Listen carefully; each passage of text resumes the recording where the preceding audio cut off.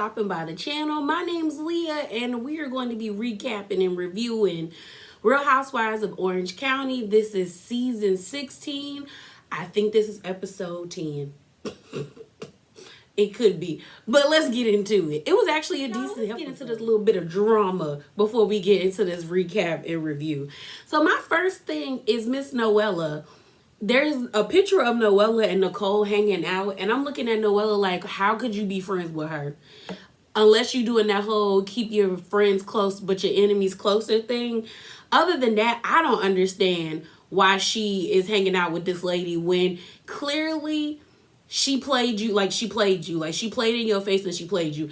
Like, Nicole is the main reason why Noella and Heather, well, I won't say the main reason, but she's the one that's like kicked off this whole like Noella and Heather not being cool, because Nicole ran back and told on Noella, and you clearly could see in that time when Noella made the comment about Heather, she was in distress. So I'm just like, Noella, girl, what? Okay, that looks stupid on your part. Then I got this little bit of tea. Supposedly this was well, I won't say a little bit of tea, because Jen is she's not interested. But it pertains to the episode. So this was done by Us Magazine, and it basically says Dr. Jen reveals her and her husband, whatever that man's name is, separated after filming this new season of Real Housewives of Orange County.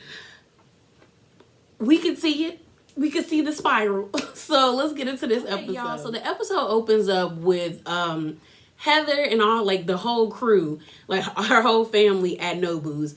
Nobu's must be her spot, like her like, you know, because it's kind of like, girl, you done been here like 4 or 5 times. Like, I feel like this is like the 3rd or 4th time we've been at Nobu's. It was nice. It was like it was normal. I guess that's the best thing to say. Like, there was a conversation, so we find out that, what's her name? Kat, which is the middle child, is a lesbian. She came out as being a lesbian, and her and Max were having like they had a moment. Basically, Heather and them, they were all ordering for the table.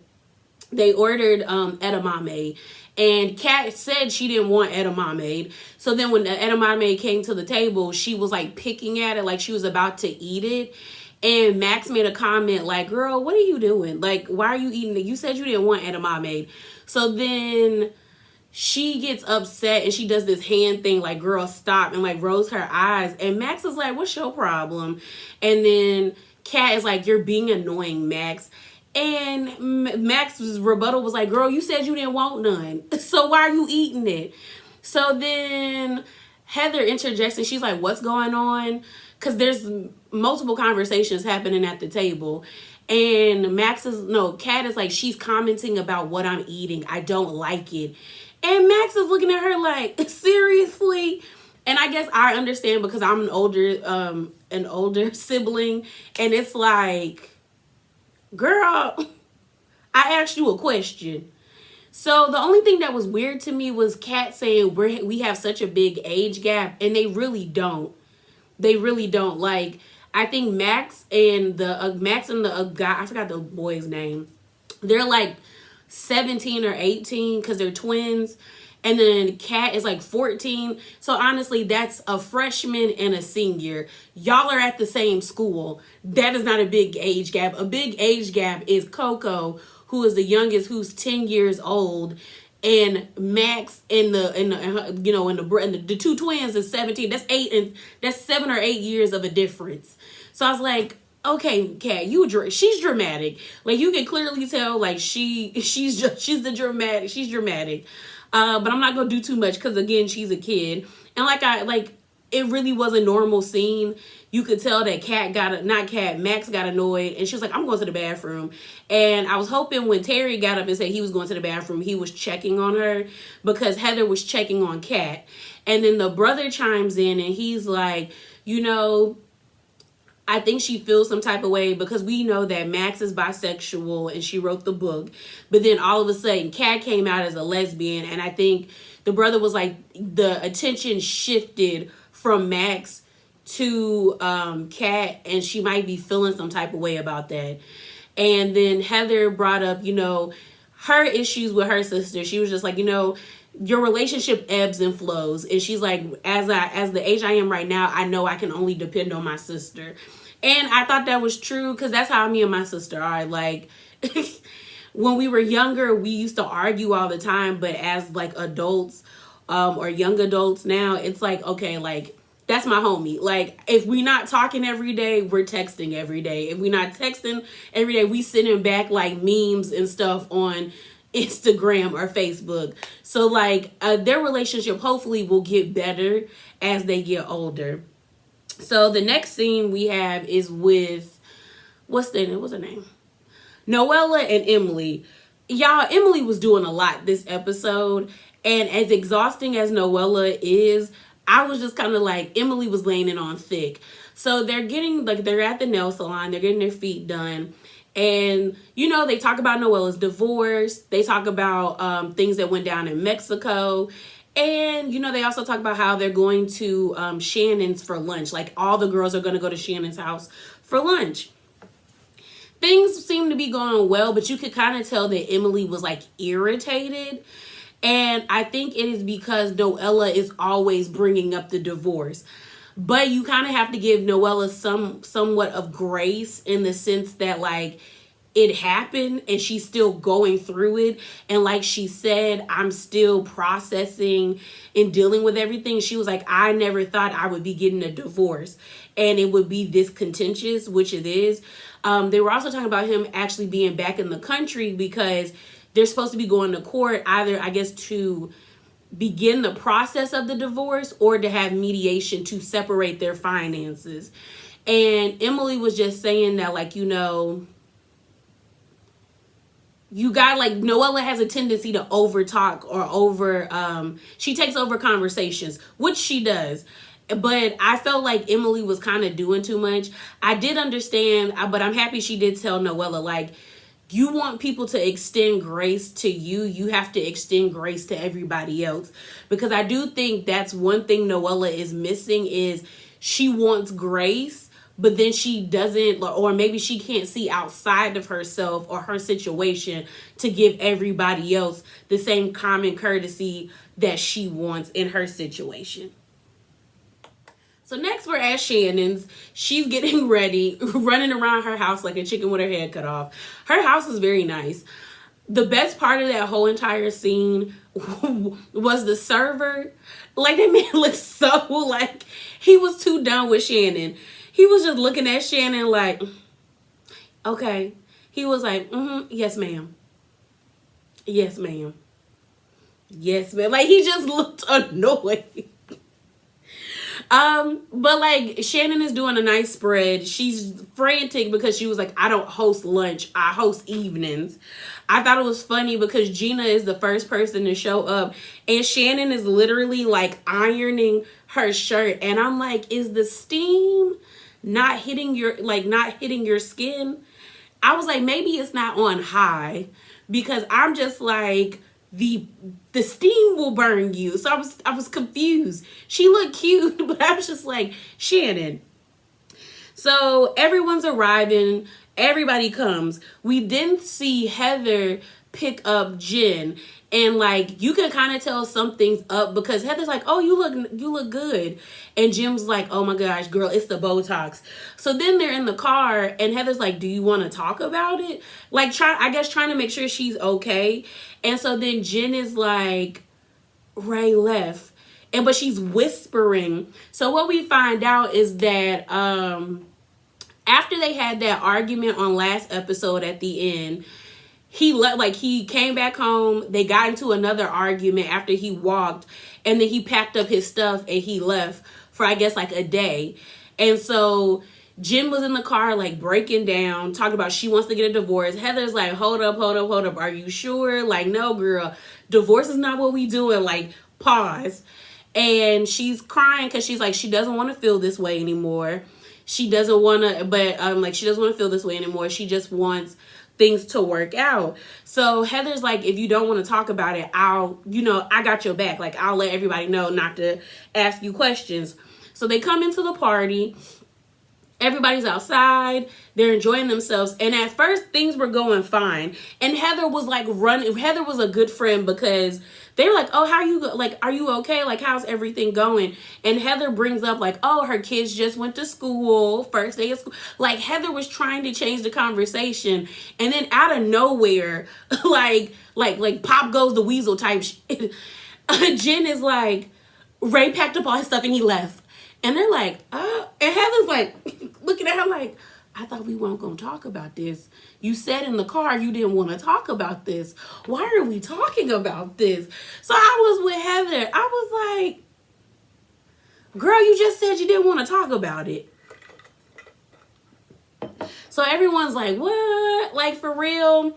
And I was like, okay, girl. So then everyone is trying to give words of encouragement.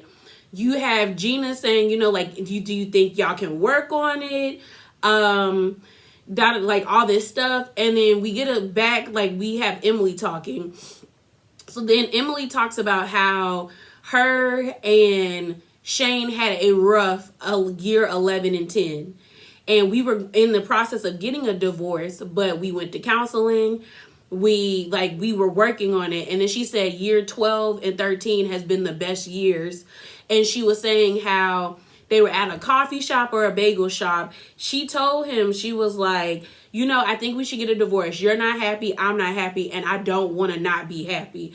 And he actually wrote down like what's the word? I think they said affirmations. Was it affirmation? It's not affirmation, y'all. Is it an affirmation? No, I think it is affirmation for the family about like how they want their family to proceed. And Emily said ever since then he has like showed the work and gotten better and is really holding true to those the affirmation that he wrote. And I think that's a good thing. Like, but that's also a testament to Shane about how he wanted to stay in his marriage and wanted it to work and wanted it to be better for him and his family. Not everybody is going to do that, but good for them. Then we had Gina saying the same thing, like, you know, y'all both have to want this. And then here comes Shannon, and Shannon talks about her counseling, y'all. And then they bring up Tina when Shannon and David had to pretend to be dead. I remember how awkward it was. I remember like this is when I really wasn't like watching OC, and I really do remember flipping through the TV and seeing Shannon like fake dead and David like rubbing on her, and I was so confused. I was so confused. And we also found out that's who like Jen has been to the same lady, and Jen said it worked for the first couple of weeks and then it didn't anymore. So we see Noella trying to be comforting, and she was like, oh my God, he seemed like a really nice guy, but you know, you never really know. And so then they go inside the house to sit down to actually start eating their lunch. And this is where things just got really like, things just got bad. So they're all sitting down at the table and they're talking to her, talking to Jen about the situation. We found out that her husband is back. Okay, I hate that man, stupid name. Her husband is back. And they're talking, and all of a sudden Noella's like, oh, do y'all have a prenup? Like, you should make sure you have a prenup. And everybody's like, girl, why are you immediately going to divorce? Because everyone's kind of like, why are you going to divorce? And I get it from Noella's standpoint. She's like, I didn't even know there was anything wrong with my marriage, and then this happened. Shannon feels the same way. Shannon was like, the infidelity didn't even start happening even when we were really having a bad times. It happened after, really. And everyone's just looking at her. So then I don't know how people, like how Emily got the screaming at Noella, but they're all, oh, that part. Everyone was telling Noella, like, okay, we're not there yet. Like, they're not there yet. Like, so pump the brakes because we should see if they can work on it. And then Noella was like, well, you know, I'm dealing with this. Da, da, da. And then all of a sudden, Emily gets so like frustrated where she's like, all you do is talk about your divorce. Like, we get it. And I was like, okay, sis. Okay. Like it was a lot, and maybe it was a buildup of like Emily just being annoyed with Noella. But at this point, Noella didn't do anything, in my opinion, to garner that reaction from Emily. Like, I was kind of like, okay, you need to like, you need to take a minute. So then Noella is taken back, looking at her like, okay. And then Emily is like, well, before Emily yells, Noella was like, can I finish my story? And that's when Emily yells, all you do is talk about your divorce. So then Gina's like, whoa, girl, like, whoa. Like, whoa to Emily. And then Noelle, like, Emily gets so upset that like she gets up and walks away. And like, what's her name? Heather and Jen had already walked away. And so Shannon got up to make sure that they were okay, because she is the hostess. And they're sitting down. So the only people sitting at the table is Gina and Noella. And then you have in the opposite room, Shannon, Emily, Jen, and Heather. And it was like weird. It was weird because I totally got where Emily was coming from, but I also got like, I felt bad for Noella because it was like she really didn't do anything for that outburst. But then Noella didn't make herself look good when she was like happy. Like, she said she was happy to see Jen in pain. And it was like, and I didn't know if she was being like cheeky or trying to make it like be like funny. But it was weird because then you see juxtaposed to that the other women in the room where Emily is like, it's weird that the only time Noella can connect to women is if they're in pain. Like, that should not be the way you connect to people. And I was like, that is true. Like, you shouldn't get off on like trauma bonding with somebody. Like, you shouldn't, like, and the way Noella's comment came out, it was gross because she was like, I got joy off of seeing her in pain. That was literally her words. And I was just kind of like, I don't think she meant it that way, but it still wasn't a good look. So Shannon and Heather are talking, and Shannon is like, we should get cookies. They do a flashback to when they were all at the boating party with Shannon, and like was hosted by Shannon and John. And now Shannon, we found out Shannon likes to microdose. Basically means Shannon likes to take small doses of weed. And she was fun. And it was fun to see Heather, and because Heather does it too, because it's legal in California. They were all just having a good time, like being high. So then, and remember, Shannon was high. I don't know how she could get high off of such a small edible, but you know, people's tolerance is but so high for certain things. But Shannon was high and having a good time. So everyone comes back and sits down at the table. You have like Emily and Noella kind of like hashing it out, but it still was awkward. So, and in Noella's confessional, Noella's like, I'm trying to be like calm. Like, I am calm. But like, I think the issue is that Noella has been so much of like a lot that it's like, even when she tries to be calm around the ladies, they perceive it as her like, I don't know. Like, the thought I was about to say didn't make sense to me. It was just like, she was calm. Like, she was calm. But like, I guess she was just still being a dick about things because she is a dick. But she still shouldn't have got yelled at. She really shouldn't have got yelled at. So the next thing we see is Gina and and Emily meet up like Pretend World.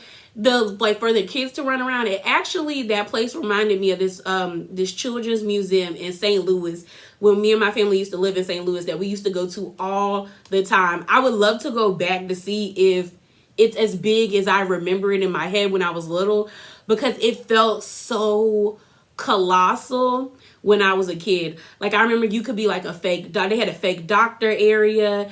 They had like a town where it was like different rooms of like, and like you had to climb up to each room, and each little nook and cranny was like a different like city. Then they had like a newsroom. They also had like a science center. Like, I would love to go back and see if that children's museum is the same way as it like is like just as I remember it as a kid.